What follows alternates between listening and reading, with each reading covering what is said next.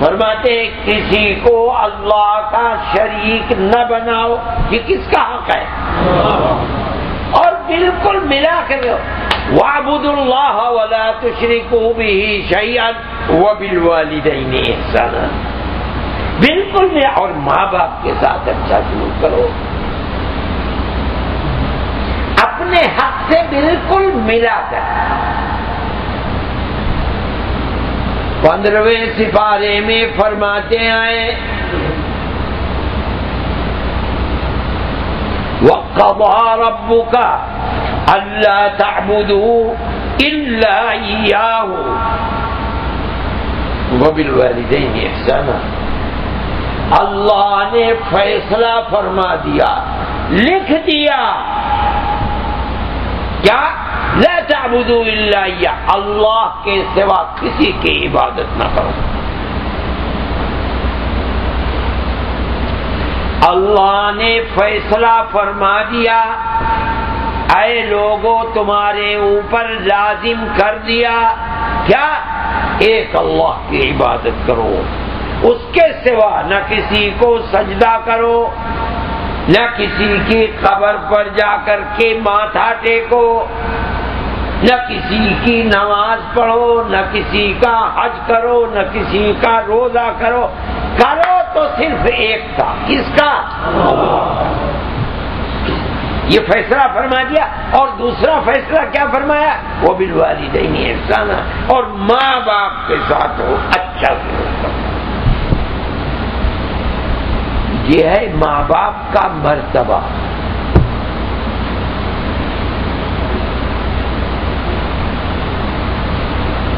چوتھی جگہ 8ویں سپارے کے اندر فرماتے ہیں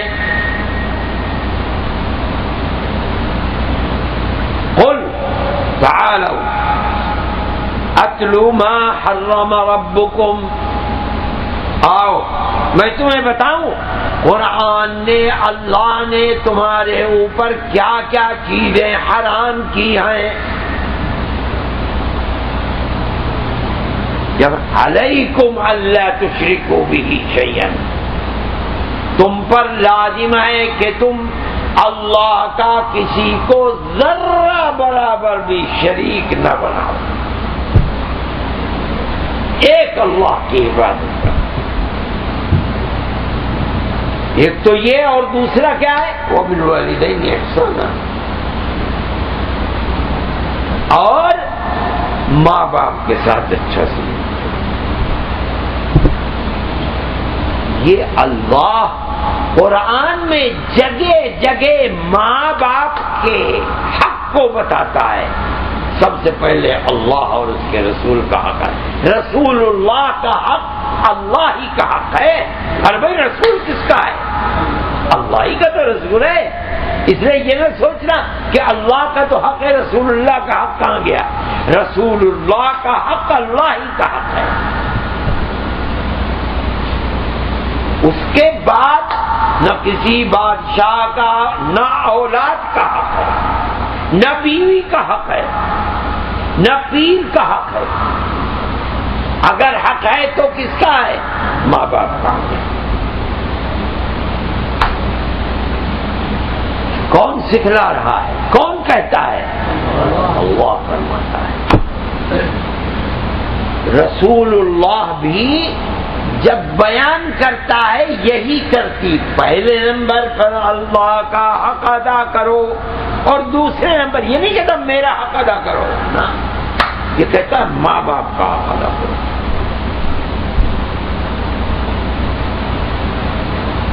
ایک دن اللہ کے نبی نے، حدیث میں آتا ہے صحابہ سے فرمایا الا انبئکم باکبر الکبائر، کیا میں تمہیں بڑے سے بڑا گناہ کیا ہے بتاؤں؟ صحابہ نے عرض کیا یا رسول اللہ ضرور بتلائیے. جو نمبر 1 کا سب سے بڑا گناہ ہے. فرمایا الاشراک باللہ، اللہ کا کسی کو شریک بنانا گناہوں میں سب سے بڑا گناہ. اللہ کا کسی کو شریک بنانا، یہ کس کا حق ہے؟ صحابہ عرض کرتے ہیں، ہم نے کہا یا رسول اللہ، اس کے بعد دوسرے نمبر کا بڑے سے بڑا گناہ کیا ہے؟ فوراً فرمایا وعقوق الوالدین، دوسرے نمبر کا بڑے سے بڑا گناہ ہے ماں باپ کی نافرمانی ہے۔ پہلے نمبر پر اللہ کا حق ادا نہ کرنا اور دوسرے نمبر پر ماں باپ کا حق ادا نہ کرنا۔ جو ترتیب اللہ نے قرآن میں فرمائی وہی ترتیب رسول اللہ حدیث کے اندر فرماتا ہے۔ دوسری جگہ حضرت معاذ بن جبل رضی اللہ تعالی عنہ فرماتے ہیں کہ مجھے میرے دوست، میرے حبیب حضرت محمد صلی اللہ علیہ وسلم نے 10 نصیحتیں فرمائی۔ ان 10 نصیحتوں میں سب سے پہلی نصیحت فرمایا لا تشرک باللہ شیئا وإن قتلت وحرقت،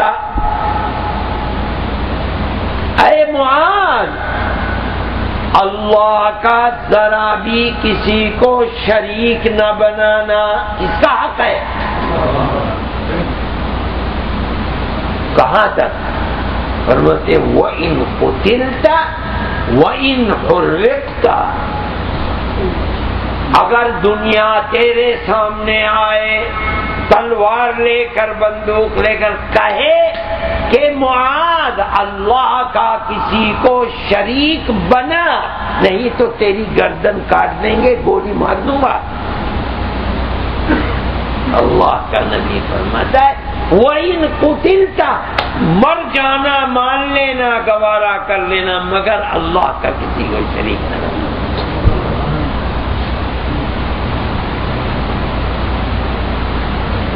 اگلی بات وَحُرِّقْتَ،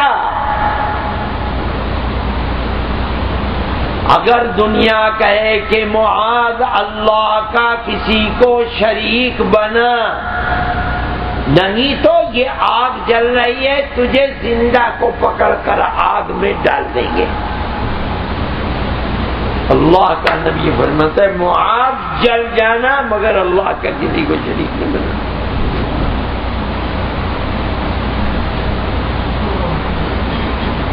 حضرت ابراہیم کے ساتھ یہی تو ہوا تھا، تو ہمارے معبودوں کو جن کو ہم اللہ کا شریک بناتے ہیں انہیں نہیں مانتے، آگ میں جلا دو۔ ہو سکتا تھا کہ حضرت ابراہیم کہتے بھائی میں چھوڑ دو، میں اپنی بات کو ختم کرتا ہوں، مجھے زندہ کو نہ جلاؤ، مگر کا جو چاہے کر دو۔ اللہ کا کسی کو شریک نہیں بنایا جا سکتا، زندہ جل جانا منظور، اللہ کو شریک بنانا منظور نہیں ہے۔ اٹھا کر کے ڈال دیا آگ کے اندر۔ وہی تعلیم اللہ کا نبی محمد دے رہا ہے علیہ الصلاۃ والسلام، فرماتا ہے وَإِن قُتِلْتَ وَحُرِّقْتَ، شریک نہ بنانا، یہ تو اللہ کا حق ہے۔ فرماتے ہیں دوسری نصیحت، 10 نصیحتیں فرمائے، اس میں دوسری نصیحت کیا ہے؟ فرمایا لا تعقن والديك وإن أمراك أن تخرج من أهلك ومالك، اور اے معاذ ہرگز اپنے ماں باپ کی نافرمانی نہ کرنا۔ بالکل پہلا نمبر اللہ کے حق کا ہے اور دوسرا نمبر ماں باپ کے حق کا ہے۔ ہرگز نافرمانی نہ کرنا۔ کتنی نافرمانی نہ کرو، کہاں تک؟ فرماتے ہیں وَإِنْ أَمَرَاكَ أَن تَخْرُجَ مِنْ أَهْلِكَ وَمَالِكَ، اگر تو نے گھر بنایا لاکھ کا، 2 لاکھ کا، 10 لاکھ کا، 50 لاکھ کا. آج تو گھر ملینوں کے بنتے ہیں. میں ابھی لندن میں ایک صاحب کے پاس کیا میں نے کہا بڑا بہترین، کتنے کا خریدا؟ کہا 3 ملین اور کچھ پاؤنڈ کا خریدا.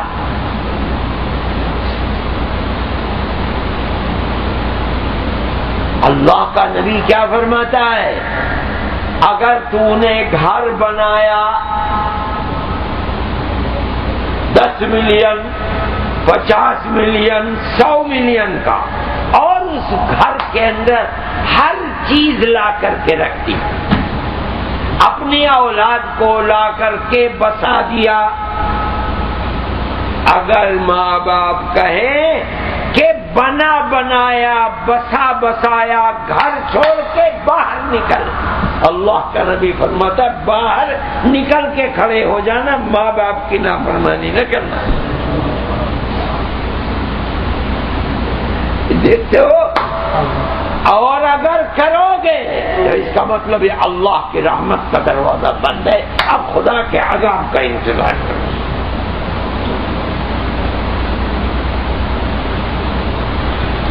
مسلمان کہتا ہے مسلمان ہے، مسلمان یہ ہے وہ دین جسے لے کر اللہ کا نبی محمد صلی اللہ علیہ وسلم آیا تھا. کہاں ہے مسلمان؟ کیا سمجھتا ہے مسلمان؟ یہ ہے دین محمدی، شریعت محمدیہ جس کو کہا جاتا ہے. مسلمان یہ سمجھتا بس نماز پڑھ لو، روزہ رکھ لو، حج کر لو اور اس کے بعد سب ختم. صحیح ہے، نماز ایمان کے بعد اسلام میں سب سے بڑی چیز ہے. حج بہت بڑی عبادت ہے، روزہ بہت بڑی عبادت. یہ سمجھنا کہ بس یہی اسلام ہے، یہ بھول ہے. اللہ کا نبی فرماتا ہے اگر معاملات آدمی کے ماں باپ کے ساتھ اچھے نہیں ہیں تو مصیبتوں کو تیری نماز روک نہیں سکے گی.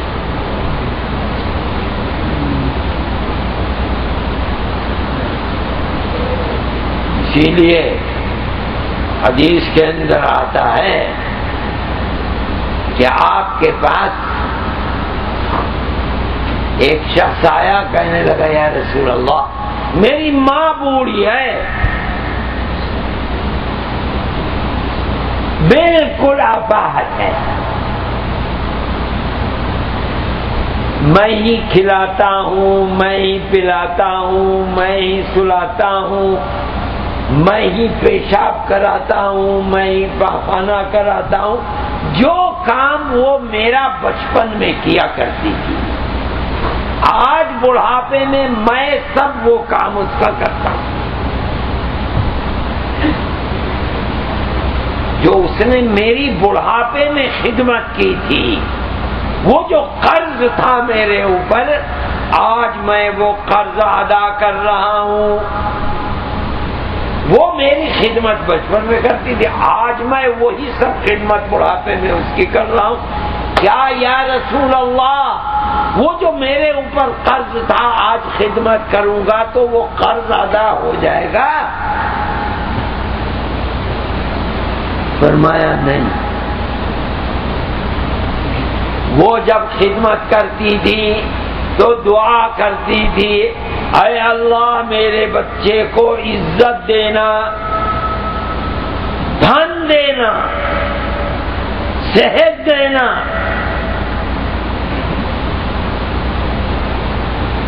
بڑی لمبی زندگی دینا. اگر اس کے بس میں ہوتا تو اپنی زندگی بھی کاٹ کے تجھے دے دے.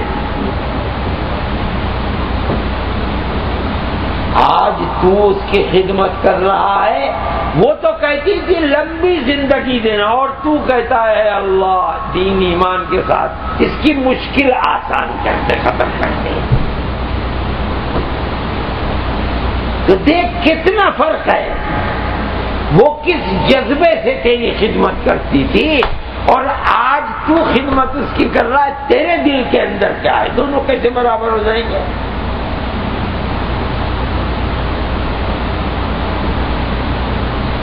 میرے بھائی، یہ اگر امت اپنے ماں باپ کا حق ادا کرتی ہے، اللہ کی رحمت رات اور دن اس پر برسے گی، اور ماں باپ کا حق ادا نہیں کرے گی تو اللہ کا عذاب۔ پھر دیکھو، کچھ گناہ تو ایسے ہیں، آدمی قتل کرتا ہے، قاتل وزیر بنتا ہے، ملک کا بادشاہ بن جاتا ہے، حالانکہ قتل کیا، ظلم کیا، پیسہ لے لیا، چوری کروا دی، ڈاکہ ڈلوا دیا، اور اس کے بعد بڑا عالیشان مکان محل بھی ہے اور وزیر بھی بن گیا، اور ساری دنیا جھک کے سلام بھی کرتی ہے۔ بدلے کی جگہ یہ دنیا نہیں ہے۔ آدمی کو اس کے کیے کا بدلہ دوسری دنیا میں، کیا مطلب آخرت میں ملے گا یا نہیں ملتا؟ لیکن کچھ گناہ ایسے ہیں جن کا بدلہ دنیا میں بھی ملتا ہے، اور جو قیامت میں ملے گا وہ تو الگ ہے۔ ان میں ایک گناہ ماں باپ کی نافرمانی بھی ہے۔ ماں باپ کی نافرمانی کرنے والے کو دنیا میں اللہ اس کا بدلہ دیتا ہے، اور جو قیامت میں ہوگا وہ تو اپنی جگہ پر رہے گا۔ اسی لیے انبیاء نے، اور خاص طریقے پر ہمارے آقا اور ہمارے سردار حضرت محمد صلی اللہ علیہ وسلم نے تو بڑی تاکید فرمائی، تم ماں باپ کے ساتھ اچھا سلوک کرو۔ موجودہ تعلیم، تہذیب، تمدن، ہر چیز ایسی ہے کہ ماں باپ کا کوئی حق نہیں ہے۔ مجھ سے لوگ انگلینڈ میں کہتے ہیں کہ یہاں تو یہ سبق پڑھایا جاتا ہے، ماں باپ کے نہیں، تم اسٹیٹ کی اولاد ہو۔ ارے ماں نے جس دن سے تجھے جنا ہے اس دن سے اسٹیٹ تجھے پیسہ دے رہی ہے، اسی کے پیسے کو تو پی رہا ہے، کھا رہا ہے، سب لہذا اب تو اولاد بھی اسٹیٹ کی ہے۔ اگر ماں باپ مار دیں اس کو اور وہ جا کے شکایت کر دے، دونوں کے ہاتھ پڑی ڈل کے جیل میں۔ جس دین کو اللہ نے اپنے نبیوں کو دے کر دنیا میں بھیجا ہے وہ یہ نہیں ہے، تو یہ ہے اللہ کے بعد ماں باپ کا حق ہے۔ کرے گا تو تیری دنیا بھی آباد ہوگی، تیری آخرت بھی آباد ہوگی۔ دنیا بھی، حدیث کے اندر آتا ہے کہ 3 آدمی کہیں جا رہے تھے سفر پر، بارش، آندھی، طوفان، یہاں تو کم آتا ہوگا، بنگال میں تو بہت آتا ہے۔ آنے لگا، یہ بیچارے کوئی پہاڑ تھا، اس کے اندر کوئی غار تھا، گفا، اس کے اندر تینوں جا کر کے چھپ گئے بارش سے بچنے کے لیے۔ اوپر سے ایک پتھر ہوا میں ٹوٹ کر کے نیچے گرا اور اس آ کے دروازے کو، وہ جو گفا کا دروازہ تھا اس پہ آ کر کے بیٹھ گیا۔ اتنا بڑا پتھر، ان کے اندر طاقت بھی نہیں تھی جو اسے ہٹانے۔ اس کا مطلب ہے تینوں کی قبر بن گیا، وہ اب نکل سکتے ہی نہیں۔ موبائل بھی نہیں تھا، کسی نے بات کر کے کہتے بھائی ہم یہاں پھنسے ہوئے، نکال دو۔ کیا کیا؟ تینوں اپنے آپ کو مجبور سمجھنے لگے، تو تینوں نے آپس میں بات چیت کر کے کہا بھائی